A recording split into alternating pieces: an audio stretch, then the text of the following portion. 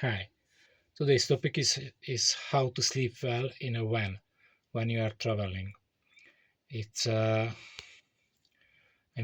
consider myself very lucky to have a older camping car, which I use during mainly summer, but also for my sports. So when I go for a training camp or for some cycling event or race, I usually go with my camper van. And this camper van is not just traveling uh, vehicle, but also I use it for as a bedroom, or it's a kitchen as well. And in the first time I used this one, my sleep was very bad, and I didn't know what to change to sleep really well when I'm traveling. And there were many reasons why I slept well. One is light. So I bought from China lots of textile materials to cover all the windows, not just from the inside but also for the outside, because otherwise I had to use sleep mask, which is not that comfortable.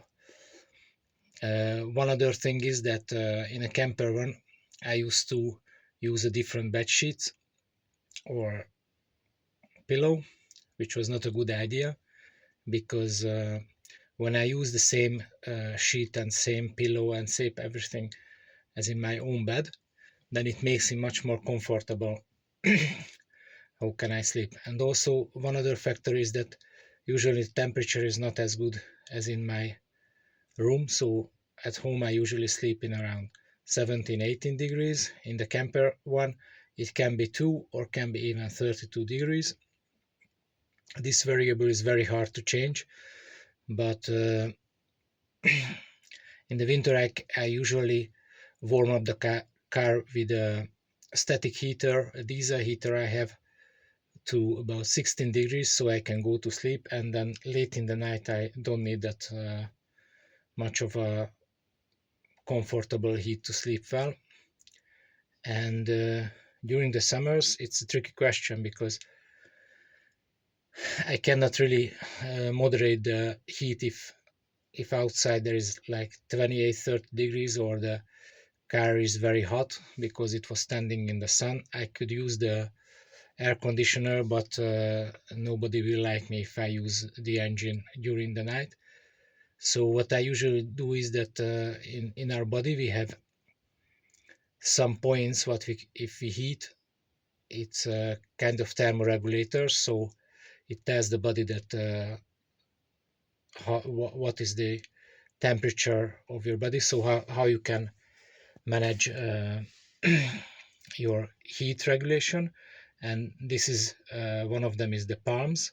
So if you hold uh, an icy bottle in your hand, like a bottle of water, I have a fridge in the car, and I used to uh, keep some frozen water with me, and if I hold it in my hand for about a minute or two, it will not hurt my skin, but it will help me cool down very quickly so I can fall asleep.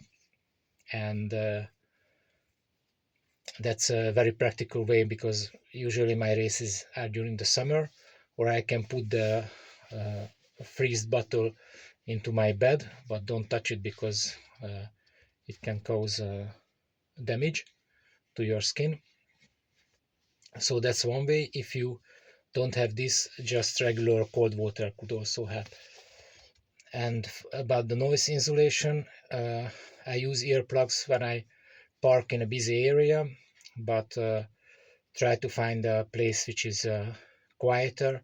I use the app in Europe, Park for Night, which is very helpful to find a quiet spot in Europe. In most of the countries, within 20 kilometers, you will find something where it's much better to sleep than in around a city or next to a busy road.